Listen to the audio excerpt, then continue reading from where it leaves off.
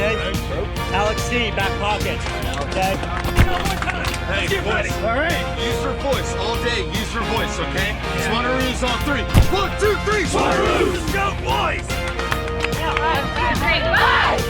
1, 2, 3, 3. Strong in that order was fantastic.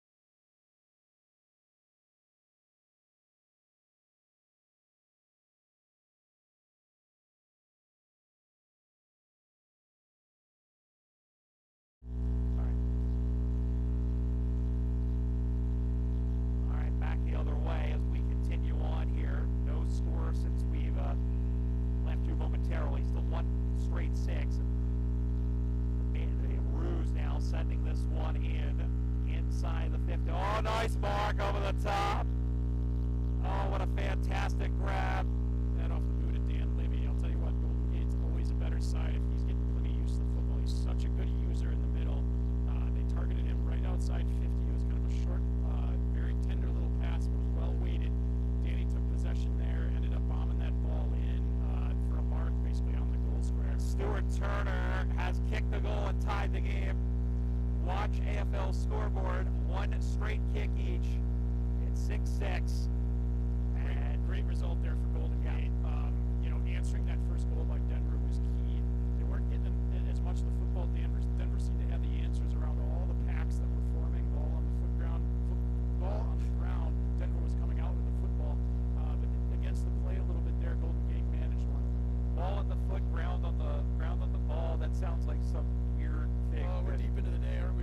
we are. Starting to get loopy. Yeah, this Probably our is. ninth I was gonna say this is 7 for me. I think this is what 6 or 7 or 8 for you. It's 7 or yeah, 25 or 6 to 4. As the ball is taken, it'll be sent down the ground, high in the air. It is big collision, and Denver ended up with the football. Handball up over the top, big taken down, and got it away. Now being taken down up on the far side, gonna get picked up. Handballs it over across again. Everybody flying in from everywhere. Wilkinson is in there for a Golden Gate. Was gonna call him grab. Oh no! Oh, that was tough. He got his bell rung there after taking the mark, and once again, that was the man who kicked the goal earlier.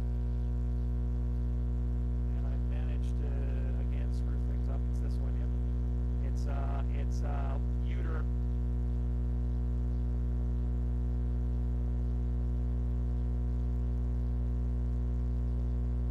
Kick is up on the way. He's a little groggy. You can see the stars around his head. Almost a big fly. Ball goes to ground. Yeah, really poor contact on the boot there. It didn't make the distance. Was way offline, so it created another contest down there. To Denver's benefit, they tied the ball up though.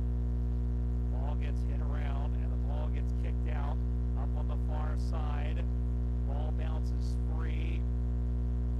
And gonna run on. Ball gets knocked. Oh, big crunching tackle. And then got the handball off. Duffield handballs it on. Now it wasn't Duffield. There's a long kick in. One-on-one contest. Ball goes into the pocket. Ball went out of bounds first as Brian Boy was in there. And it was a good one-on-one, clean one-on-one contest. Denver Pro Day took a different point of attack around the edge of the 50. Repulsed by Golden Gate, they managed to tie it up and get it over the boundary. Assuming New York doesn't beat Austin, this is essentially a game to avoid playing the Crows in the semifinal. And it would be interesting if we saw Denver play. And last time Denver didn't play New York in a grand final, they had met in the semifinal back in 2021, where Denver basically dismantled the Magpies in the grand final that year. Here the other way come the Roos, sending this one high down the ground. One-on-one contest, good contest. It's clean so far for these two sides. Handballs it around, quick handball for the Roos. It's like a drill kick by Rowe, was smothered and covered like Waffle House hash browns. Little chippy handball in there by Lindfeld, and then rather that's Rob Bunn. Bunn, a big pickup for the Roos moving down from Seattle. And the mark was taken by Denver, and that ends that for the moment. About 11 minutes and 20 seconds to go here in the first half, the final game of the day here on Cooper's Field, and the ball goes out of bounds. Cooper's one of our major sponsors. We'd like to thank alongside Visit Tucson and Tasmania. And Surprising there that they actually, Denver came back to where they were and found that much space. Usually it's crowded where the ball came in from. Tasmania, of course, known for its clean air, open spaces, vibrant communities, and that makes it a standout destination for visitors from around the world. And our friends from Tasmania, as the ball went out up on the far side. And there's a chance, and there is another goal for Denver. They've kicked another, and the Bulldogs have a 1-goal lead. Watch AFL scoreboard, 2 straight 12 for the Doggies, 1 straight 6 for Golden Gate. Golden Gate obviously very capable, but the Dogs stringing a few more sequences together. At this point, you've seen it a little more kick to kick. You're finding some of those openings. The leads are a little sharper, and the kicks have been good, putting them right on the man. Just peeking in, and all of our volunteers reconvened for the evening, so we don't have any score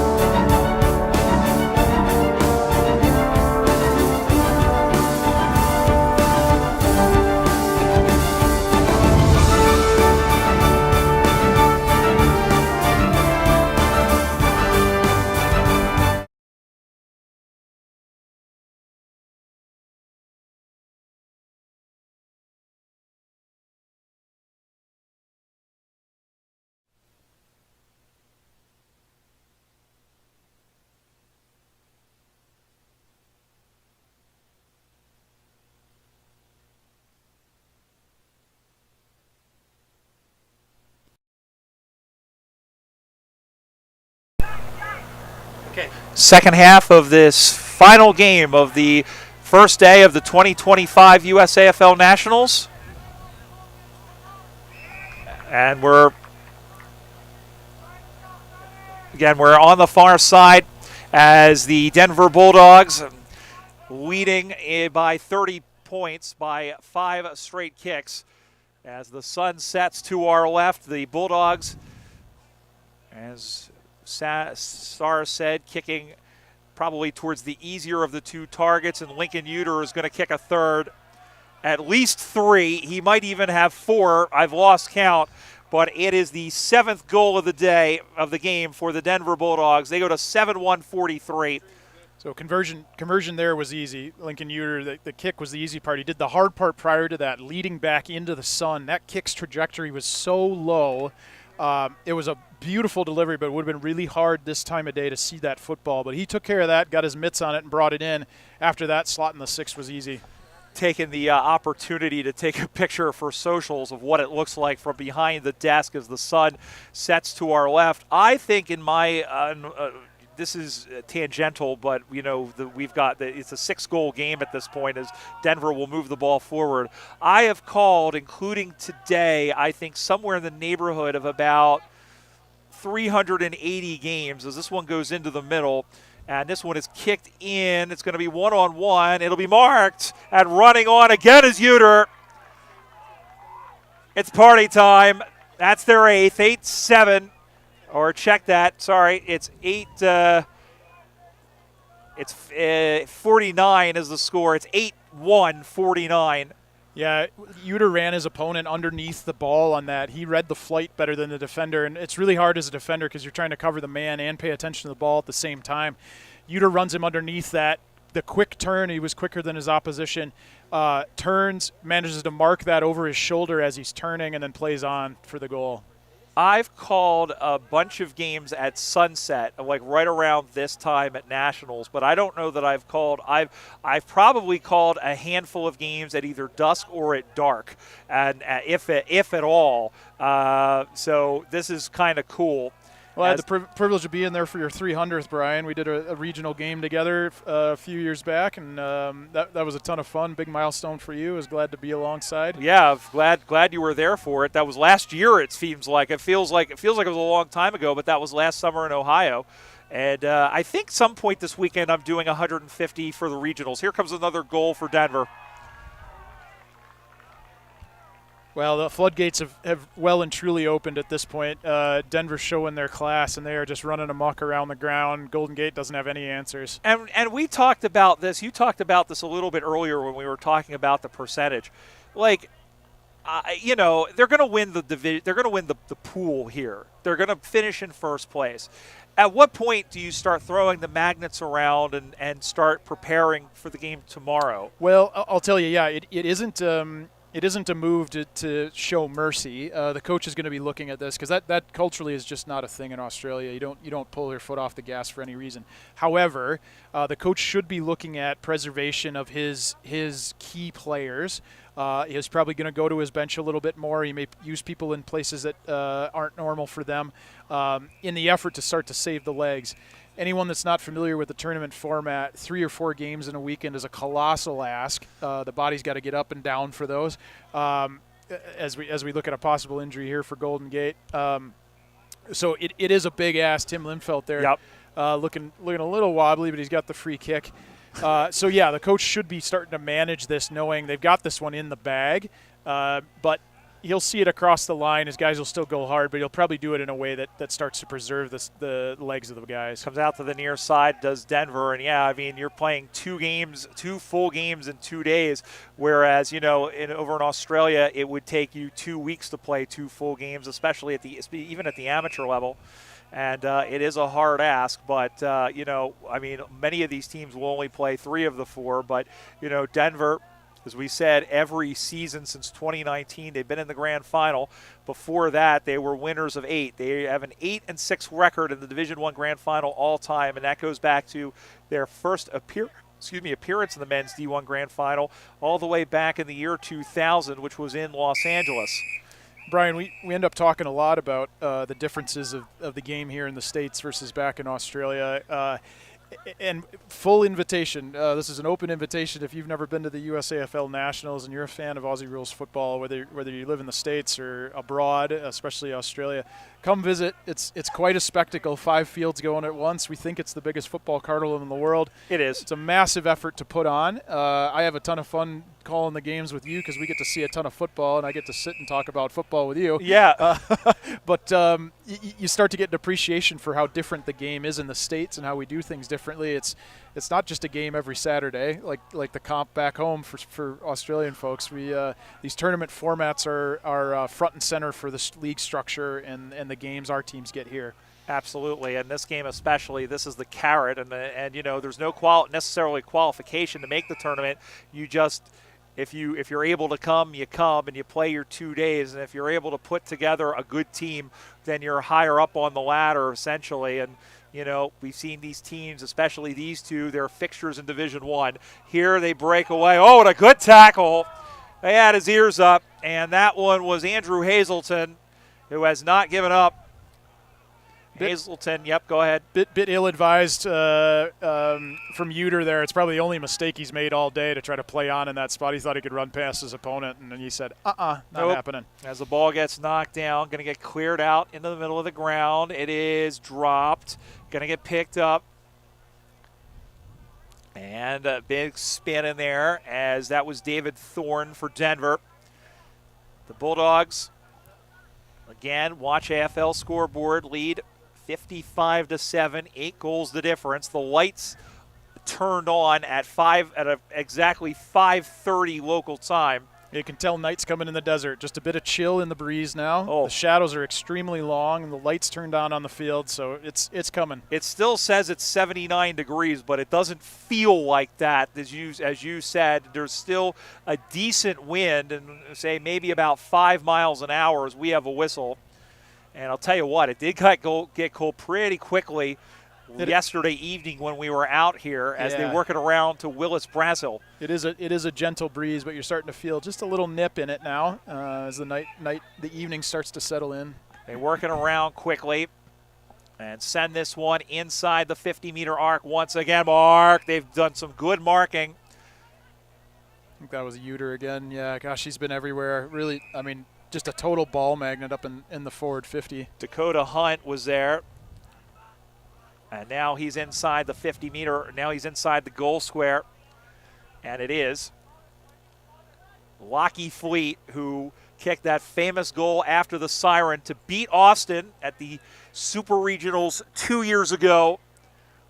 Kick is on the way. It's tailing right. It does have the distance, but it's through forward behind. And Golden Gate. We had a great angle on that, Brian. His line was good off the boot, but I think there's just enough breeze that pushed that to the right of the big stick. Yeah, we can see the flags just to our left fluttering in said breeze, and that did, as SARS so eloquently put it, essentially they took it, the ball got taken and pushed to the side.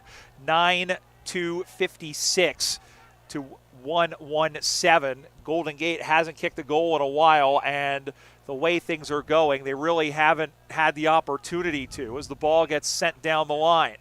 Yeah, up on the far side. Denver's really shut down any rebound attempt that Golden Gate's had, other than that early goal. Traded goals right at the start of the beginning whistle, but aside from that, haven't put much of a pressure on the offensive end. Up on the far side, ball bounces up in the air, ball comes down the ground, and big tackle put in, and we have a whistle. And a good tackle put in. So ball up will occur. As you can hear the fans gathered on the other side. Brian and I both have snapped a few photos here from the booth. The backdrop is just extraordinary, especially as the shadows start to cast across the Santa Catalina Mountains. I'm learning my Tucson geography, Brian. I mean, as it just gets better minute by minute. Like this is amazing. And I'll tell you what, they don't have this back home in Philadelphia. They don't have this back home in not in Wisconsin. Not in Wisconsin either. Rolling hills, and we live up a pretty good one with about 14% grade. But yeah, that's about it. But those aren't hills. Yeah, no, it's my kids would be licking their chops to try to sled down something like that. I was going to say. Yeah, I think Hazel. I think my daughter Hazel would like that as well. And I'd have a heart attack dragging them back up, which is what I have to do right now. Yeah, I was going to say. 200 meters up a 14% grade at our house is no joke. But Yeah, I that's was going to enough for say. me. Thank you very much. Yeah, thanks. As this one is kicked in towards the sticks once again. Denver looking for another one as the ball bounces away. Going to get picked up. Settles this one and dances away from one defender and then runs into a brick old wall. And we'll have a kick out on the far side where it's taken down and marked. One thing I will say is that this game has largely been clean. Yeah, There hasn't been well contested, hot at times, and a lot of clean hits. But yeah, nothing untoward, I think. Yeah, I know there's been some reports, like not sure of what exactly that is, but we called Jason and I the Portland and Arizona game earlier had some fireworks, shall I say? Yeah. Those were visible. I don't know if a report came out of it, but and it was enough to distract a goal umpire at one point from making a correct call. yeah, that's that'll do that. Bless you. Up on the far side, and here they come running on, and yeah, the shadows are getting long, and I'll tell you, sundown is actually in about 12 minutes, so the lights will be taking hold at some point. And I asked Jeff Person, who's the tournament director for the USAFL Umpires Association, and again, thanks to him and everybody else for umpiring and for coordinating this. I said, are you going to switch to the yellow ball when the lights come on? And he chuckled, and I don't think he actually gave me an answer. I don't know if they could switch a ball mid-match. We should look back. There's probably historical precedents. All the AFL media was wild about the twilight finish in one of the prelim finals. Yeah. I think this year. So Yeah. I feel like if there would be a cutoff, and I'm talking in AFL terms here, I would tend to think that if there was a cutoff, you would probably know at what point. yeah. So Well, it's an interesting topic. Having lights opens some new opportunities. I'll throw this out there. Any clubs back in Australia that want to do a postseason trip, come see the USAFL Nationals. Get onto us. There's maybe a Friday curtain raiser Friday night under the lights that could be played.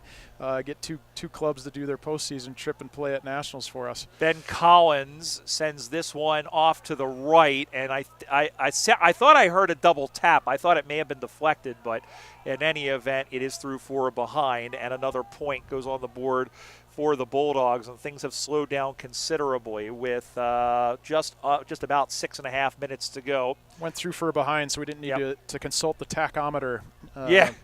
To see if that was. I was going to say nicked. Snicko.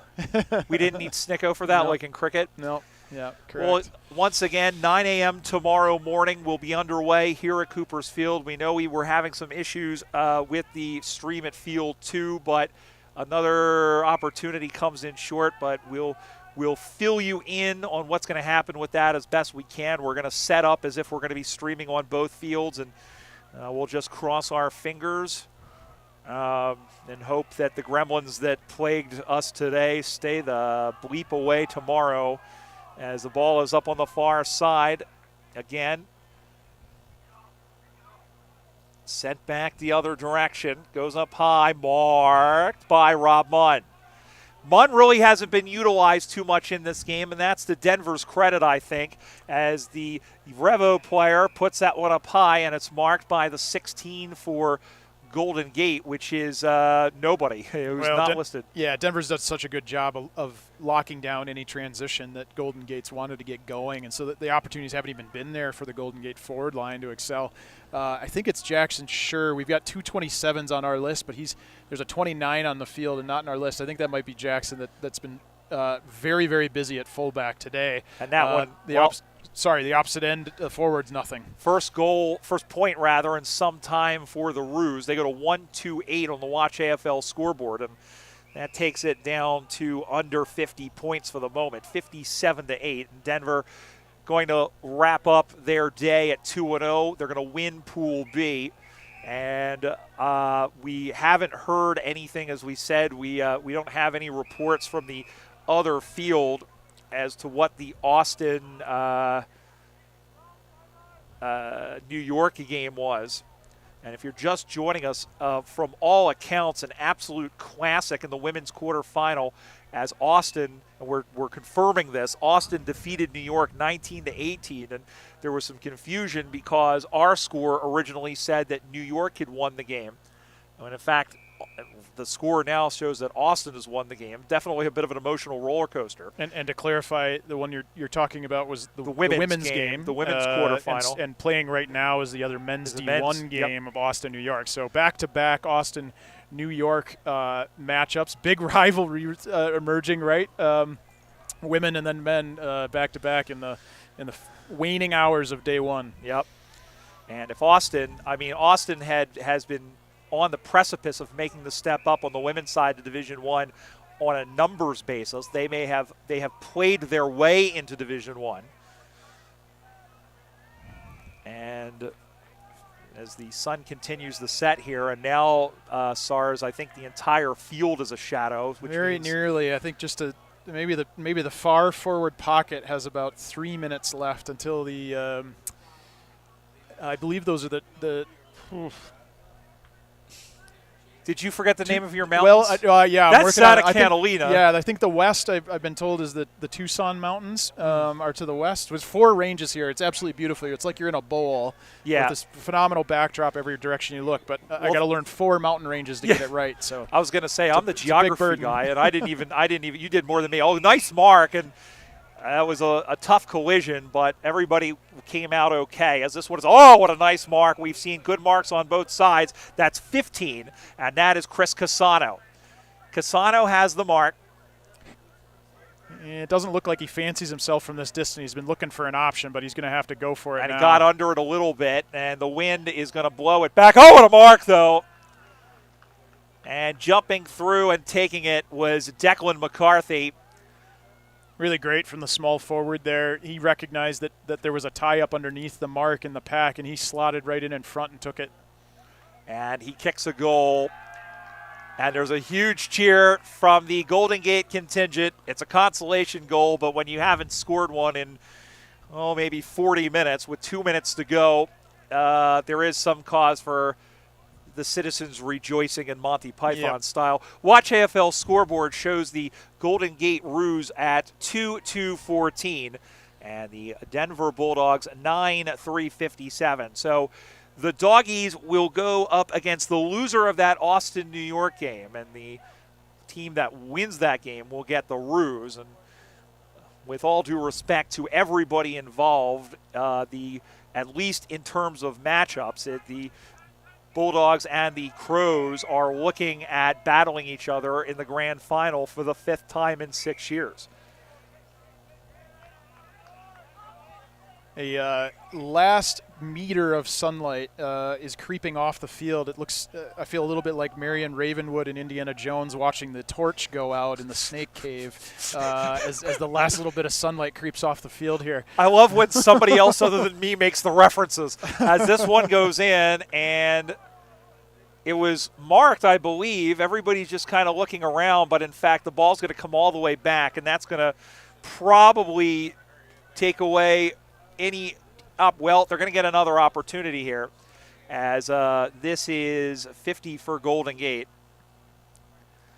who will send this one on the way. It tails off to the left, but it's through for a behind, and that will probably be the last score of the day on Cooper's Field. 2-3-15 for the Roos, and it is 42 points. Kevin Farley's played a hard game. He looked a little unsure of himself as he was lining up for that. I don't know how many shots on goal he ends up having as he spoils right here on the boundary to again add another 1%er to his tally for the day. But looked a little uncomfortable looking at the sticks. Yeah, a little bit, and it's getting to be, as we say, the end of the day. After a long day of Aussie rules football that began at 9 a.m. this morning local time, it will begin again at 9 a.m. Pacific time tomorrow here in Tucson, Arizona, and we hope you'll join us because we will crown champions here at the ground. And we'll be on first thing, won't we? We sure will, and that will do it. He says have a kick. All right, well, you know what? Come on, do it. Torp it. Torp it. Yeah. All right. Well, that is, in fact, the end of the game, and that's the last game of the day in men's Division I. It's the Denver Bulldogs, much the best, 9-3-57 over Golden Gate, 2-3-15. And the Bulldogs have stamped their authority. They said, listen, we want another crack at Austin, and we're going to show no mercy. Hey, what I saw today, I think they're every bit a chance. They know they've missed out a few times in hoisting and drinking from that absurdly big Division I cup, and they'd love to do it this year. They've certainly lined themselves up for the opportunity tomorrow. Well, we will be back here at 9 a.m. Pacific time. Daniel Sarbacker will be here. Jason Becker will be here. Troy Thompson and Pat Machado will be over on field 2. We'll cross our fingers with that. A big thanks to Jerry Long, who's been running around trying to kick all the gremlins aside, to Ani and to everybody else, all of our camera folks who have brought you these amazing pictures today. And we'll be back here at the desk tomorrow, again at 9 a.m. for Decision Sunday, the day that we give out the trophies here as the champions of the USAFL Nationals. Until then, for our major sponsors and for everybody here in Tucson, this is Brian Barish wishing you a pleasant good evening.